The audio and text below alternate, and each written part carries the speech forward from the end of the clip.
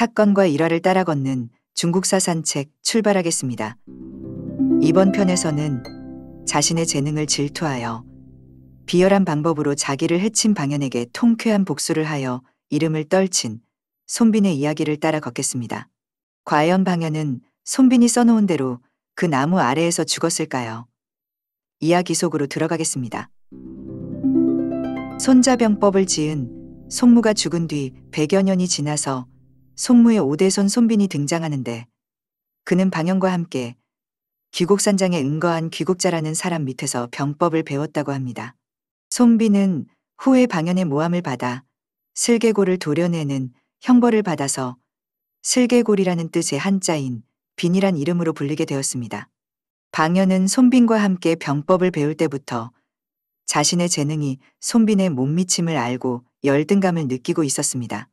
그러던 방연이 운이 좋았던지 먼저 위나라의 벼슬 하여 해왕을 모시는 장수가 되었으나 항상 손빈의 존재를 불안하게 생각하고 있었습니다.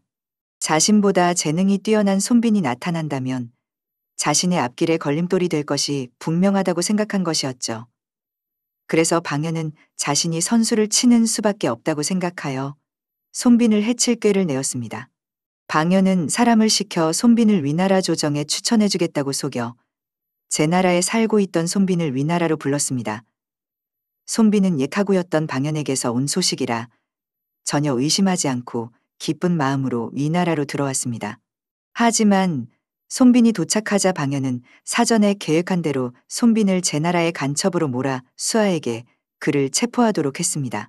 그리고 손빈의 두 다리에 무릎슬개골을 잘라 걷지 못하게 하고 얼굴에 죄명을 써넣는 형인 자자형을 가하여 그가 세상에 나와 활동할 수 없도록 하였습니다. 손빈은 기가 막혔지요.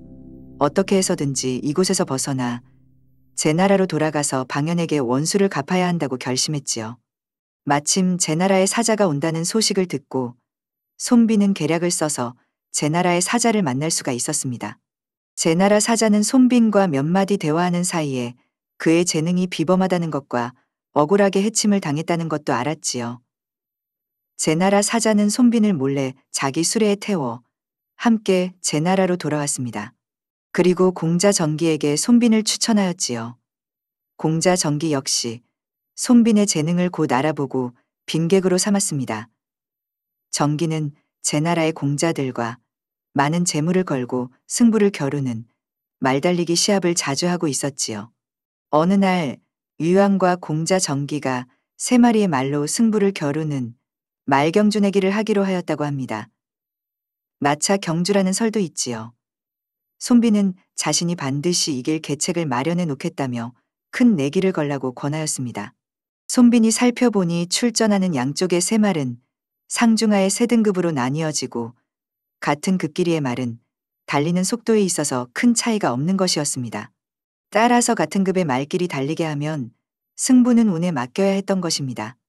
그래서 손빈은 상등의 말이 나오는 경주에 전기가 소유한 하등의 말, 중등의 말이 나오는 경주에 전기의 상등의 말, 하등의 말이 나오는 경주에 전기의 중등의 말을 출전시켰습니다. 3번의 경기를 마치고 나니 전기의 말은 한 번만 지고 2번은 승리하여 천금의 돈을 따게 되었습니다. 이 경주의 승리로 다시 한번 손빈의 재주를 알아본 정기는 이왕에게 손빈을 추천하였습니다. 이왕은 손빈과 병법을 토의해보고 바로 그를 군사로 삼았지요. 얼마 뒤 기원전 355년 위나라가 조나라를 공격하자 조나라에서 제나라의 구원을 청해왔습니다. 제나라의 왕은 조나라를 구원하기로 결정하고 손빈을 장수로 삼으려 하자 손빈은 형벌을 받은 몸이라 하여 사양하였지요. 이에 위왕은 정기를 장수로 임명하고 손빈을 군사로 삼았습니다. 조나라를 구원하기 위해서는 군대를 끌고 조나라로 가는 것이 일반적인 생각이었으며 정기 또한 군대를 이끌고 먼저 조나라로 가려 하였습니다. 그러자 손빈이 계책을 말하였지요. 싸움하는 사람을 돕는데도 무작정 뛰어들어서는 안 됩니다. 상대방의 약점을 찔러야 전세가 유리해지는 법입니다. 지금 위나라의 정예부대는 모두 나라 밖에 나가 싸우고 있을 것이며 나라 안에는 늙고 약한 군사들만 남아있을 것입니다.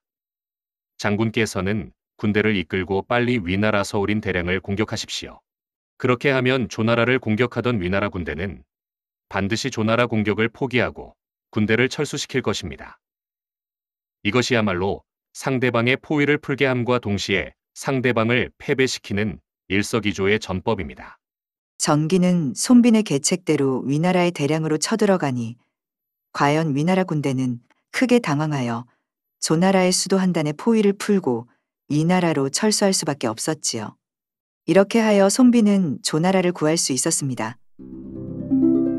위나라 군대는 한단으로부터 철수하는 도중에 제나라 군대와 계릉에서 조우하여 싸우게 되었으나 강행군으로 인한 피로로 제대로 싸워보지도 못하고 제나라 군대에게 대패하였습니다.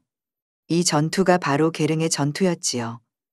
이로부터 13년 후 기원전 342년에는 위나라와 조나라가 연합하여 한나라를 공격하는 일이 있었습니다. 진에서 갈라져 나와 삼진이라 불리던 형제국 사이에 싸움이 벌어진 것입니다. 한나라가 제나라의 위급함을 호소하여 구원을 요청해 왔으므로 제나라에서는 정기를 장수로 하여 구원하도록 하였습니다. 정기는 이번에도 손빈의 계책에 따라 이 나라의 수도 대량으로 쳐들어갔지요. 이때 위나라의 장수는 손빈에게 몹쓸 짓을 한 바로 그 방연이었습니다. 방연은 제나라군이 지난번처럼 위나라의 수도인 대량을 공격할 것을 예상하여 수도 대량에 이 나라의 정예병을 남겼습니다. 이로 인해 제나라군이 대량성을 함락시키는 데 실패하자 방연은 한나라로 출병했던 부대를 철수시켜 대량성의 정예병과 함께 제나라군에 협공을 가하려 하였습니다.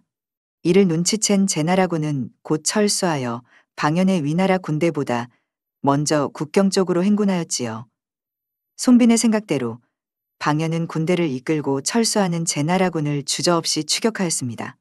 서쪽으로 철수하던 손빈은 방연이 앞뒤 가리지 않고 추격해올 것이라고 예상하고 방연을 타격하기 위하여 유인책을 사용하였습니다. 손빈이 정기에게 말하였습니다. 위나라의 군사는 용감하여 제나라의 군대를 겁쟁이라고 업신여기고 있습니다. 싸움을 잘하는 자는 상황을 자기에게 유리하게 유도하는 자입니다. 병법에도 승리에 취해 너무 깊이 적을 쫓으면 장수를 잃고 50미를 쫓으면 군사들을 잃는다고 했습니다. 우리 군사가 위나라의 땅에 들어서면 첫날에는 10만 개의 밥 짓는 아궁이를 만들게 하시고 그 다음 날엔 5만 개의 아궁이, 또 그 다음 날엔 3만 개의 아궁이를 만들게 하십시오. 그러면 적은 우리 군사들이 사기가 떨어져 도망병이 매일 반씩 늘어가고 있다고 반드시 오판할 것입니다. 손빈이 말한 이 계책이 이른바 증병감조의 계책으로서 여기에서 증병감조 또는 감조지계란 고사성어가 유래하였지요. 위나라 장수방연은 3일 동안 행군하면서 제나라 군대의 아궁이 흔적을 살펴본 후 매우 흡족해하였습니다. 위나라 땅에 들어온 지 3일 만에 적의 도망병의 수가 이미 반을 넘었다고 판단해서 흡족해했던 것입니다. 그리고 제나라 군대를 더욱 얕보게 되었습니다. 방연은 걸음이 느린 주력부대 보병은 뒤에 남겨두고 행군 속도가 빠른 기병만을 이끌고 밤낮을 가리지 않고 제나라 군대의 뒤를 쫓아갔습니다. 한편 손빈은 방연의 행군 속도를 계산하여 날이 저물면 틀림없이 마릉에 도착할 것이라 예상했지요. 마릉이란 곳은 길폭이 아주 좁을 뿐 아니라 길 옆이 아주 험난하고 막힌 데가 많아서 복병을 매복시키기에 알맞은 전술적인 요충지였습니다. 손빈은 주위의 나무들을 모두 베어 방책을 만든 후 큰 나무 한 그루만 남겨놓았지요. 그리고 큰 나무의 한 면을 깎아내 평평하게 한 후 흰칠을 하고 그 위에 방연이 이 나무 아래서 죽을 것이다라고 써놓았습니다. 그리고는 쇠뇌를 잘 쏘는 군사 1만 명을 뽑아 큰 나무 주변의 길 옆에 매복하여 이 나라 군대가 오기를 기다리게 하였습니다. 물론 나무 밑에 불빛이 보이거든 일제히 발사하라는 지시를 해두었지요. 밤이 되자 방연이 지휘하는 위나라 군대가 과연 마릉에 이르렀습니다. 컴컴한 밤이라 아무것도 보이지 않는데 유독 흰 나무에 글씨가 써 있는 것이 보였지요. 방연은 불을 피워 그 글을 읽기 시작하였습니다.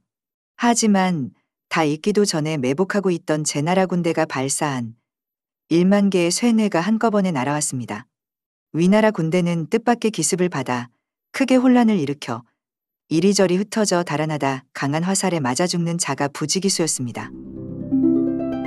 방연은 자기의 지혜가 모자라 싸움에 패배한 것을 깨닫고 내 기어코 그 녀석의 이름을 떨치게 만들었구나라고 탄식한 후 자결하였습니다. 한편 사령관 방연을 죽인 제나라 군대는 위나라 군대를 격파하고 위나라의 태자를 포로로 하여 개선하였습니다.